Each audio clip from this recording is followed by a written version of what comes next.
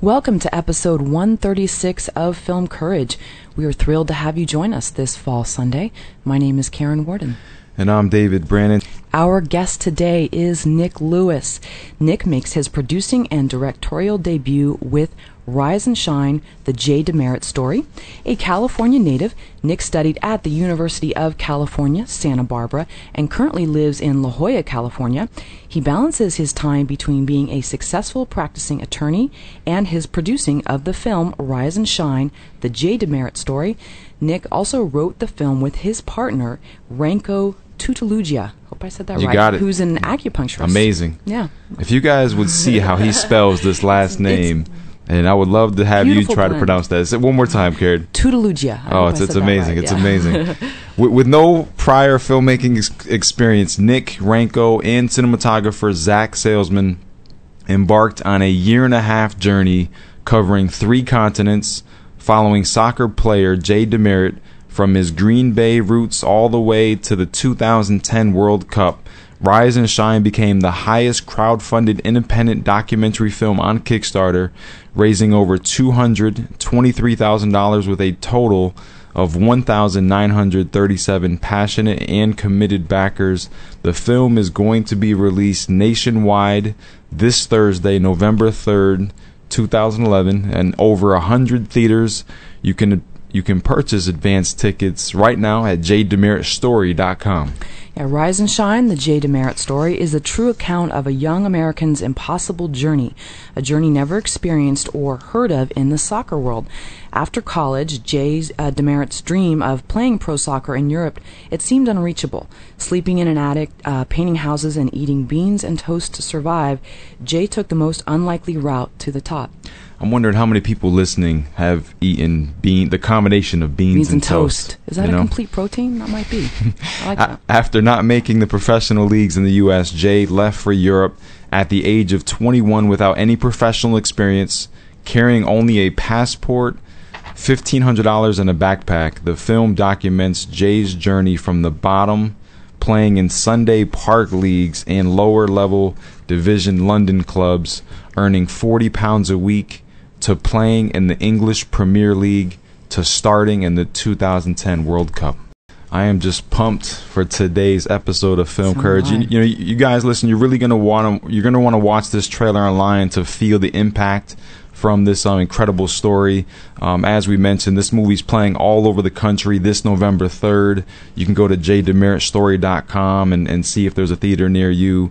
This one is receiving press from all the major outlets, from the LA Times to Variety to IndieWire to the Washington Post, Sports Illustrated, Huffington Post. It just goes on and on and on. Yeah, and please welcome to Film Courage via telephone, Mr. Nick Lewis. Hello. Welcome, Nick. Hey. Hi. Thank you so much for having me, guys, and happy Halloween weekend to everyone out there. Absolutely. Nick, we have a lot of ground to cover. There's so many aspects of this story and then of what you've done as a filmmaker and what Jay DeMerit has done that, it just gives you goosebumps. Now, your fellow co-writer and co-director, Ranko, has also an equally compelling story as Jay DeMerit. So, since the movie begins with their friendship, and it's an amazing story, can you tell us about the friendship between Jay and Ranko's dream to play soccer, and how his life turned away from the sport that he loved so much? Yeah, definitely. I mean, there's so much to the film and Jay's story and the stories that have really come out of Jay's story, and that's obviously one of the big ones. I met Jay when he was just another guy in college, simple as that. And he was playing soccer with Ranko in Chicago, playing in college soccer at a school that wasn't really a well-known great soccer school or anything like that, but they achieved some success. And Ranko and Jay were really good friends. Ranko actually, when he got there, kind of stayed on his couch for the first few months. Ranko got something that's called exercise. I'm probably not going to say it right, but essentially he overworked his body, and it affected his kidney, and his body started to break down, and this was after college, and he couldn't find a solution. He went to doctors, over and over, and he couldn't get either a diagnosis or something that would make it better. So he actually went to Asia, to China, to seek out ancient medicine, ancient Oriental medicine, and through that he was treated. And this was after suffering for a while, for years actually. And he and Jay lost touch until, and I don't want to put the ox before the horse, because the last, I guess, at this point the listeners heard is, Jay's a college soccer player, but he went on, and Jay had his own journey, and for now I'll just say that their paths crossed again at a later time when Jay was actually playing, representing his country, playing a game in Los Angeles, and they met up, and at that point Ronco was still very sick, and essentially Jay said, look, if you need a kidney, here I am. Just let me know what I need to do. Oh, wow. Lo and behold, years later now we have a film coming out about Jay. And speaking of this film, going back to the beginning, as you're mentioning there, Nick, it was your idea to take Jay's story and to make a movie. I mean, was it simply something that you thought would be cool, or was it something that you really felt had to be done? I mean, was this an idea that you just couldn't get out of your head once it kind of struck you? Yeah, we had a title originally. Was when we kind of wrote put a script together on what the documentary was going to be, and the title was a story that needs to be told. So that kind of answers that question. We really thought it was just something that needed to be told because, for one, Jay was getting ready to play in the World Cup in South Africa last summer, and it was actually, and I don't want to ramble too much, but there was an article written by a journalist in South Korea who said out of all the players at the World Cup, Jay's path there was the most unlikely, and that covers so many stories about so many people getting to the World Cup, and it really was just something we felt needed to be told because of the way that he had, gotten to the World Cup. I mean, it's a once-in-a-lifetime story, I think. Were you part of the discussion of pitching the movie idea to Jay? And if so, did you think that he would say yes? Yeah, Ronco talked to him first, and then we both got on the phone with him. And, as you guys said, we are not full-time filmmakers. So it wasn't like we had this, master plan. We just said, hey, Jay, we'd like to document your story. Originally, we actually were just going to kind of oversee it, and we had a director who's a professional director and a family friend of mine, actually, who had worked in various soccer-related stuff, like filming in England for various companies, and that was the plan. But about a week before shooting began, he had some family issues and pulled out. He just couldn't do it. He couldn't do the traveling. So we were really left with a choice at that point. And we had found a great cinematographer. You guys mentioned his name was Zach Salzman. And we talked to him, and he said, yeah, I was going to say, you got the hard name right and the easy name I just messed it up there. No, continue, Nick, continue. He said we could do it. He said, look, you guys know the story, and we definitely know the game of soccer. We're both very passionate. And so he said we could do it. We didn't know if we could do it, but we just jumped right into it because we didn't have any time. I mean, it was that was why we wanted to do a documentary. There'd actually been talk of doing a feature, but we wanted to document the present. I mean, to have the opportunity to get to capture Jay at the World Cup from, on the field to actually behind the scenes and off the field, or we even gave him his own personal camera. So you get to see kind of through his eyes what he was experiencing. And then he was also on his way out of England. So it was really just a moment where we didn't have time to think about it. We just had to go. Nick, I'd like to stay with the moment of you pitching Jay. How did he respond? I mean, was he on board from the very beginning? Was he reluctant?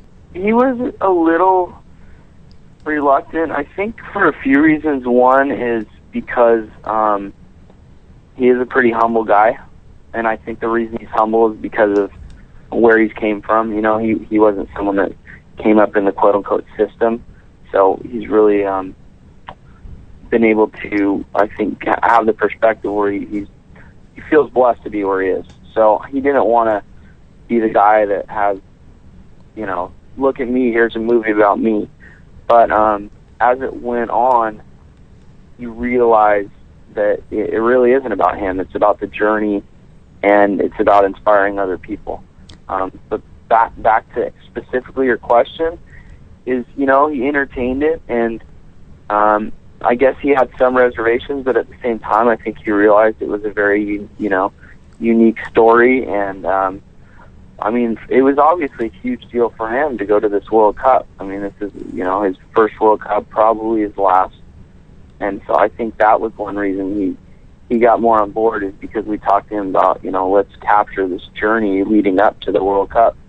And then he also was interested in hearing what people had to say along the way, because the way he did his story was so unique. I mean, you know, he had to get to quote-unquote the professional leagues, he went from playing in front of 50 people to having a tryout right before the season was starting with a professional team. And he was curious to hear what people had to say, like his teammates. Who is this random American guy who just shows up and next thing we know he's on the team, literally signed the next day.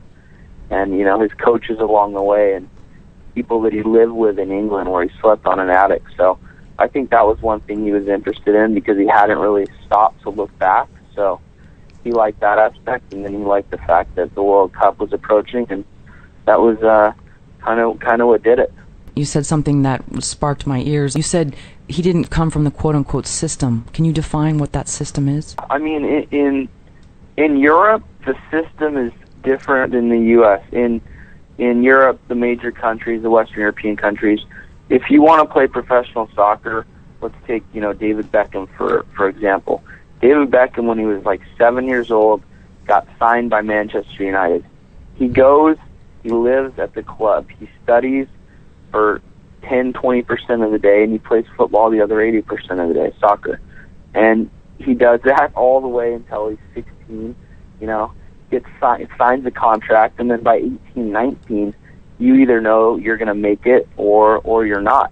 Mm-hmm. And that's really the system in Europe, is it's, you know, you live it. Same with South America, same with Africa too, actually. If you have the talent, then clubs will take you in and they'll pay for, you know, pay some money and get you to do what you need to do school-wise, but you're really just playing. In the U.S., it's a bit different. You obviously don't do that, and most people, at least until the last few years, go to college, they play college soccer, and then they sign a contract. But they also play in the U.S. soccer, the national team system. You know, they usually start in under 10, under 12, and then it gets more serious. You play in under 17 World Cups and under, you know, 19, under 20 World Cups. And you really, you know, you get to know the U.S. style of playing, the coaches, the players. And Jay did none of that. I mean, he played soccer in college. He didn't get signed to a professional team. He didn't get drafted. And so at that time, he's, you know, 21 years old without any quote-unquote soccer resume. And he had no real, you know, path. There was no path for him to go on. There's usually a very clear defined path. And for him, he could have stopped. He could have gotten a job, but he chose to take whatever money he could get together, borrowing it and using his savings and probably asking his parents for a little bit, and took that money in a backpack and just jumped over to Europe. And how long was it from the moment you decided you were going to make the film to actually rolling the cameras? Very short, probably 8 weeks. We found a cameraman about a week before we were going to start shooting, maybe 2 weeks before. Literally, we went online on Mandy.com with kind of a Craigslist for film, and we put it up and said, hey, we want a cameraman. Here's the film, and I think we had about 250 people respond. So we kind of whittled it down, and just were blessed to find someone who we weren't anybody's. I mean, we weren't Hollywood, we weren't a production company, but we found someone that really worked out well. And you know, that was it. We went from there to all over the world, 3 continents, and about 50 days of shooting. Now, Nick, who made up your filmmaking team, and what did your equipment consist of? It's funny because the cinematographer, who's actually, at that point, he was probably 3 months out of college. From college, he had just moved to LA, and he even in that time he'd worked on some more high budget films and projects, and he said, look, you usually have a few lighting guys, sound guys, maybe makeup. Mm-hmm. Our team was 3 people, and it was a cinematographer, and then Ronco and myself. And if something needed to be done with lighting or sound, he would tell us what to do, and we kind of started to get the terminology, but we had 0 technical experience, and we relied on him. And if you look at the film, it was shot in high def, and it actually looks like it's a decent budget film. I mean, he's amazing with lighting and really just capturing things. So we got really, really lucky because that was it. We had a camera, we had some lighting equipment, most of it rented, and a mic, and that was it. So with no experience, the 3 of you make this film.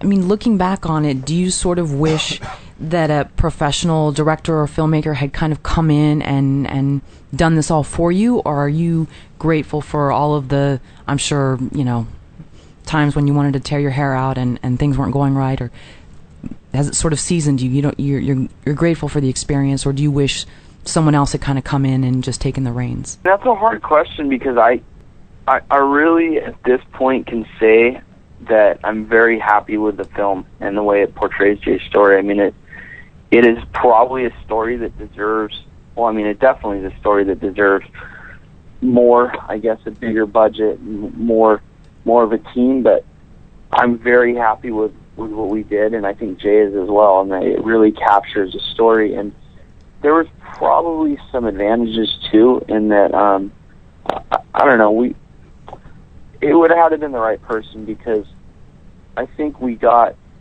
people in the soccer world, and we were going to England and talking to coaches who are, very well-known professional coaches, and the same thing goes for in the U.S. with the national team coach. But just because we're able to talk soccer, so to speak, I think it was able to bring out more from them and maybe give them a bit more respect. So I don't know if I can really answer your question, but I do think that the final product is pretty amazing. Nick, I like the thoughts you shared there. Yeah, so like thank that. you for yeah, that. Nice. And I'm wondering, do you have any other insights that you learned about yourself or about life making this film? Yeah, definitely. The film starts out with a quote: the poorest man on earth is not one without a cent, it is one without a dream.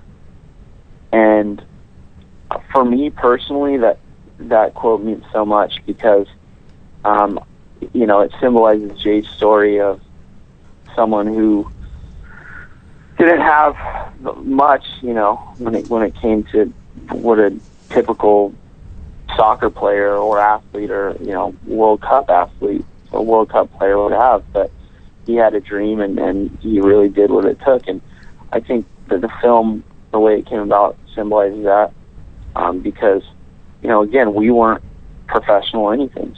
We weren't film guys. I mean, I like film, and I've dabbled in it, but I was not a professional. But we really had this goal, and through hard work and determination, we made it happen. And I think that maybe I've learned that is it's really the sky's the limit. I mean, if I would have gone and told people what I was doing, because I really didn't tell too many people, hey, I'm going out and making this film. But if I would have said, hey guys, I'm going to spend the next 2 years and make a film, and it's going to be in theaters, and by guys I mean people I work with, or people that just know me as some lawyer, some random person, not a filmmaker, not a director, and I would tell people, yeah, and I'm going to direct this film, and it's going to get covered in Sports Illustrated and Huffington Post and the New York Post, and we're going to be on Sports Center. And people would probably have laughed or said, "No way, you're crazy," or just ignored it completely. But I guess through this process, it's kind of secured my beliefs that things are possible. I mean, really, the sky is the limit. Because you have gone this traditional route, and you've gone to law school, and you've passed the bar, and now you're practicing. So you didn't tell too many people about it? I could see how in that professional realm people would scoff. So you kept it quiet from coworkers and family? Yeah, I mean, my family knew about it, and some of my friends did, but it's funny because I have showed it to a few people, and they say, "Whoa, that's actually a real film." Like they didn't get it. I mean, there's some, I guess anyone can make a film and film things, but I don't think it would have really mattered, I guess, because I don't think they could have understand. I mean, when you see the film on the big screen, it's a film, and so when I've shown people, I think they've really been blown away. This is Film Courage. We are on the line with filmmaker Nick Lewis of Rise and Shine, the Jay DeMerit Story. Go to jaydemeritstory.com to find the screening near you. Nick, your campaign is number 3 all-time in money raised on Kickstarter. What was your strategy regarding the campaign video, and why did you decide to only use the feature in the trailer? We went out and we made this film, and there wasn't any announcement, like, documentary coming out about professional athlete. It wasn't in the trades or anything like that. I mean, when I say we were in the wilderness, we were literally in the wilderness. We just went, filmed, worked our day jobs, just, heads down, like always rushing, always some sort of barrier, barrier, yes, there were always barriers, but also deadlines or things we had to do. And then from there, we kind of set a deadline to try and get something ready for Sundance. So it was this crazy amount of work, editing, and we had 100+ hours of footage, and like we had shown it to anyone. We were just in the wilderness. Through this process, we met up with a friend of a friend who ended up creating this trailer, and it kind of accidentally went on YouTube and got this amazing response from people.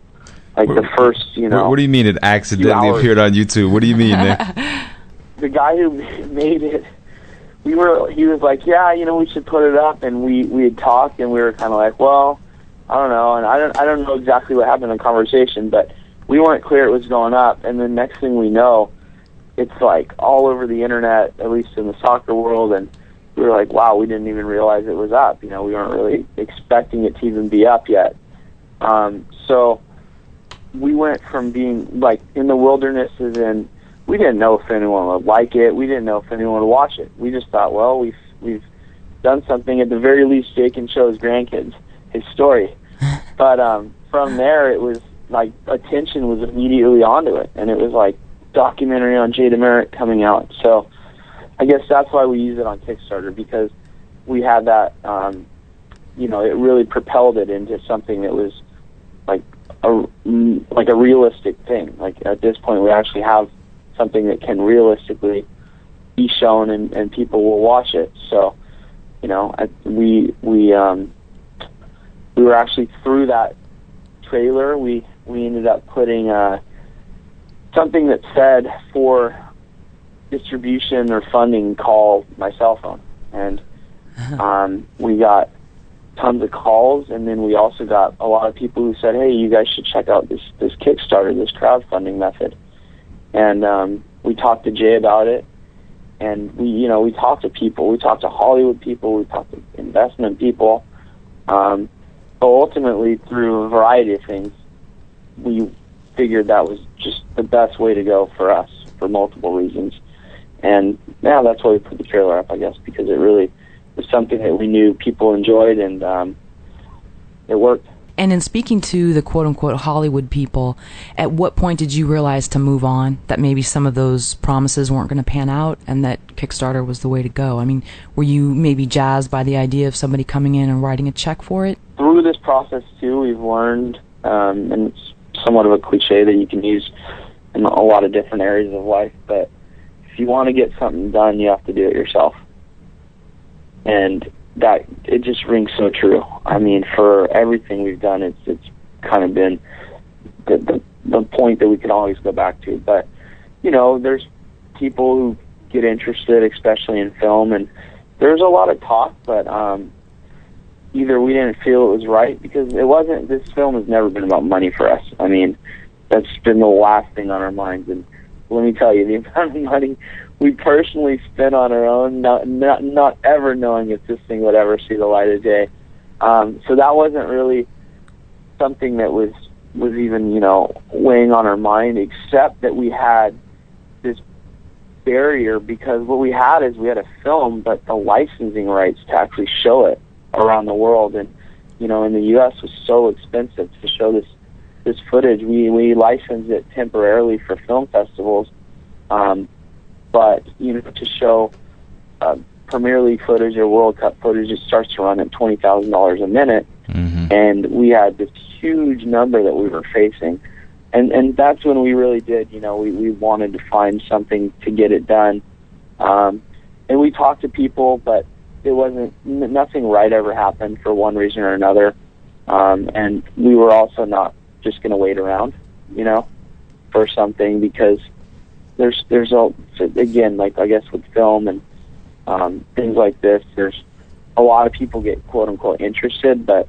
to actually get from point A to point Z, there's so much that has to kind of get worked out along the way, and we really wanted to just, you know, not have to rely on anything, because what happens if it falls out or it doesn't work, and then we're back to square one. And, you know, we had this momentum going where we got the talk going and the trailer out, and people continuously ask, well, how can I see it? So we moved pretty fast in getting it on Kickstarter, and we set the highest goal ever, actually, for a project. And that was because we wanted to make sure we had enough to get it done. Simple as that. So we didn't have to go and find more money or, you know, delay the process. So we set a goal, I think $215,000, and we were, I guess, ready to entertain other things if that didn't happen, but we just went all out and did everything we could to make it happen. I'm sure, too, your being an attorney and being knowledgeable about contracts probably helped in the process to speed up the decision with Kickstarter, maybe hearing some of these things where it might keep other people in limbo for a while, but you probably saw from your own experience, if the paperwork's not there, then it's probably not legit. Yeah, exactly that. And also there's just something to say about too many cooks in a kitchen, I think, where, you know, everyone who gets involved wants to have their own vision, and they want to change things, and sometimes they just want to change things for the sake of them being able to feel like they're playing more of a part of it, which I totally understand, and it's totally fine. But you know, we lived this project at that point for over a year, and I think, you know, along with Jay, we felt like we really could tell it the best. And Jay loved the fact that it was something that he's always been a guy who's really like one of the fans. And by that I mean, we asked him, hey, Jay, do we have any jerseys to give away for this Kickstarter? And he said, no, I give them all. After every game, I always toss them to a fan.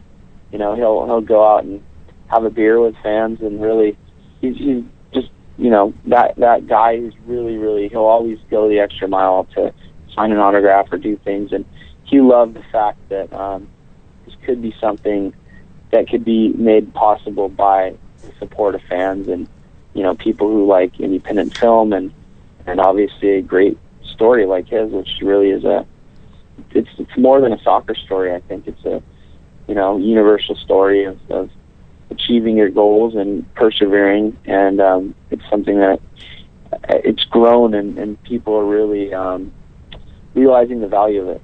And I don't want to get too far on a tangent, but I just think that, especially today with the films that you see come about, you know, where these studios sink 30 or 40 or 50 million into making a comic book sequel, or, you know, some just huge action blockbuster. I mean, to have these real, true stories, I think people are hungry for them.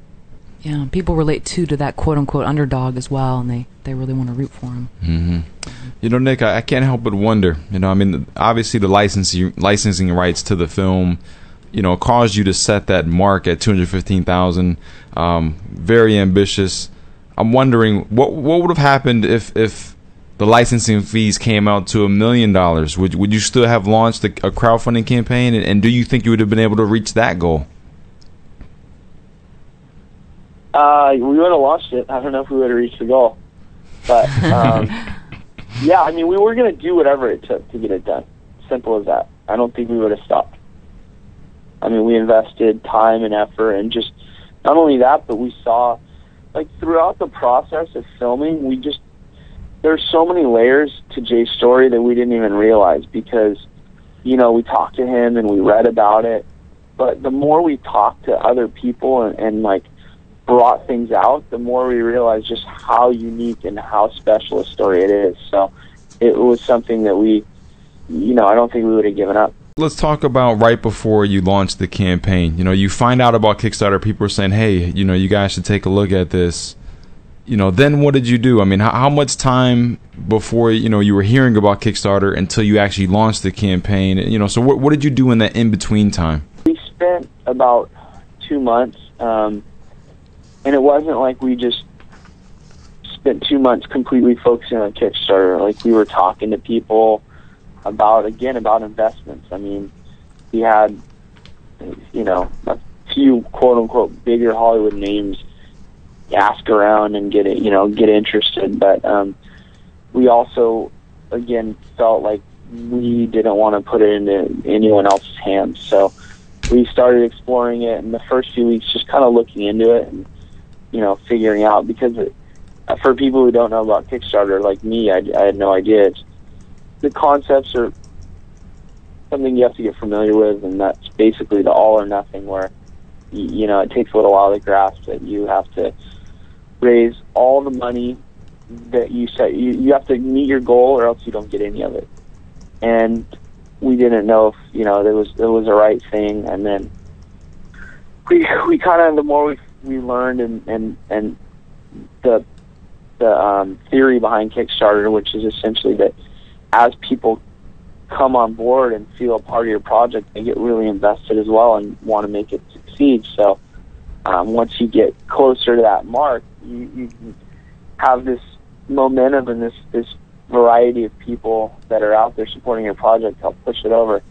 So we kind of got familiar with that, and we figured out our numbers. That was another big thing. We did a lot of number crunching, and then figuring out just the reward system, where it's, you know, you're not donating, for people that don't understand Kickstarter, and it's a concept that actually takes a while for people to get, but you're not just donating money to a film, you're getting something back. And what it is you get rewards, and we had to figure out, you know, what would be good rewards, what would make people want to contribute to the project. So we got that squared away, and then we kind of wrote our story up, Jay's story, you know, just got that whole thing ready, and then laid more groundwork with getting our social media ready, because with that goal, you don't want to just start at zero. I mean, we tried to really get the momentum going in the few weeks before, and then I remember that night we launched it, we just spent like,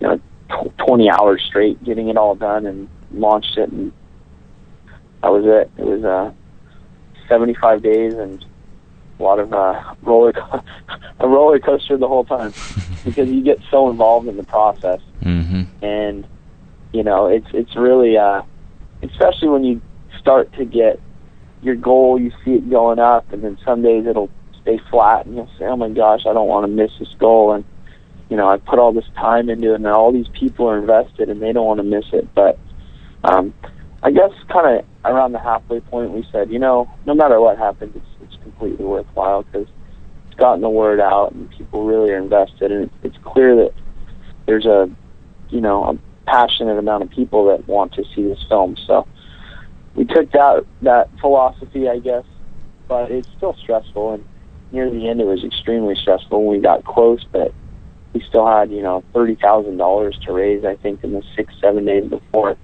So it's kind of like, well, are we going to do this? If you can kind of break down what you did in those weeks leading up to launching the campaign in terms of social media, like, starting a Twitter account, right, and Facebook, but what did you actually do to find interested followers? Because you have a really passionate group. I mean, just from reading some of the stuff on your Facebook fan page, I mean, there's kids that are donating their allowance money. So a lot of that came out through the process. I don't think we had any idea of how many passionate people there were, but we're lucky because the soccer community is passionate, and it's a lot of people who really care about the sport.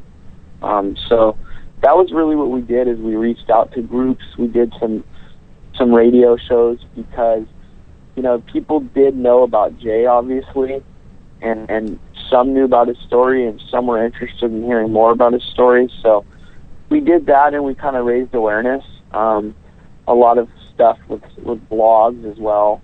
And I think that, for other people listening, this can really serve for any film, because every film has an audience, whether it's a film about a car or, a dog or a comic book, and it's really figuring out how to reach those people. So that was one thing we did, and started to communicate with some of the organizations, with some of the supporters groups, fan groups, and like by that I mean there's U.S. Soccer, the national team. There's very passionate fan supporter group, and we communicated with them and told them about the project and created a list of all these different organizations and people to reach out to.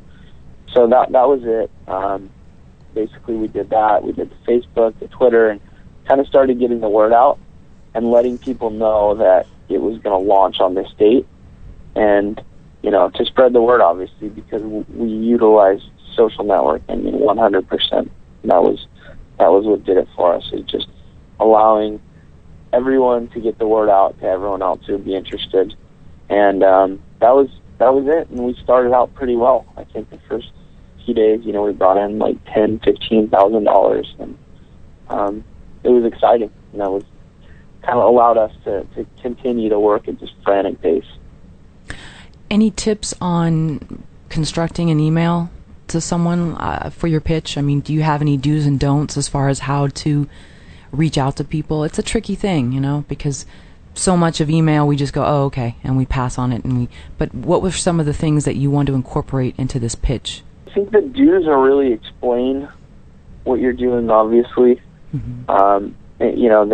For us, it was partially explaining what Kickstarter is and what we're doing, and really letting people know who you are.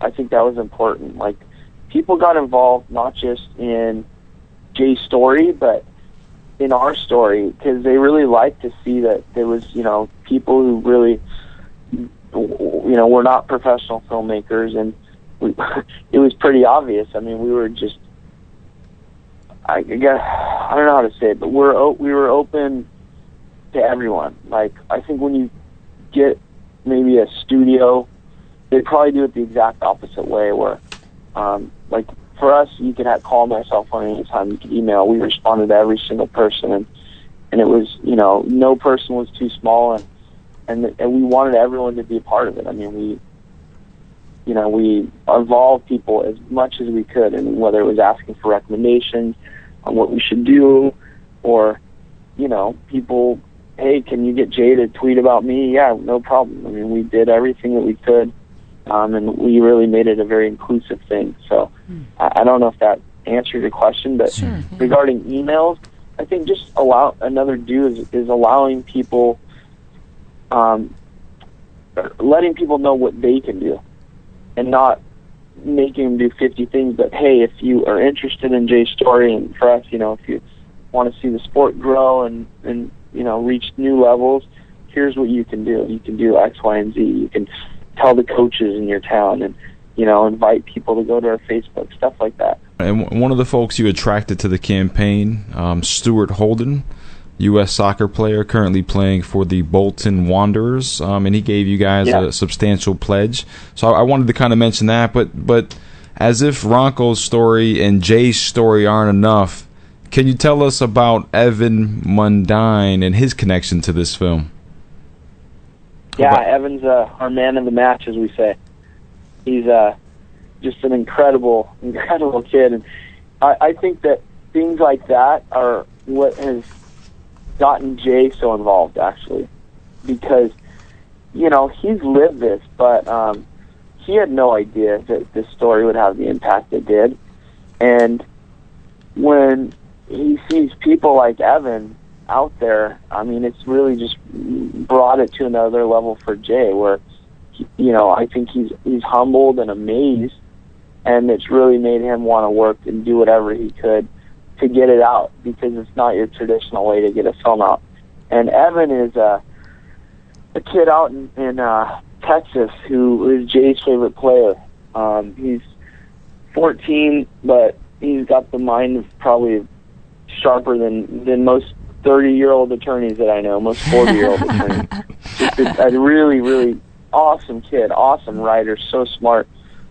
He's gone through a lot with his own health. He's had cancer, and he's fought it, and he's had multiple surgeries in his chest, actually, and I know he's gone through a lot of pain, but it hasn't ever stopped him, and he's someone who's really doesn't want the attention on him, but, I mean, he should have his own story, his own film. He's just incredible what he's done to inspire others, and he loves the project. I mean, he is so fired up that something like this is happening where, you know, it's allowing other people to achieve their dreams, if that makes sense.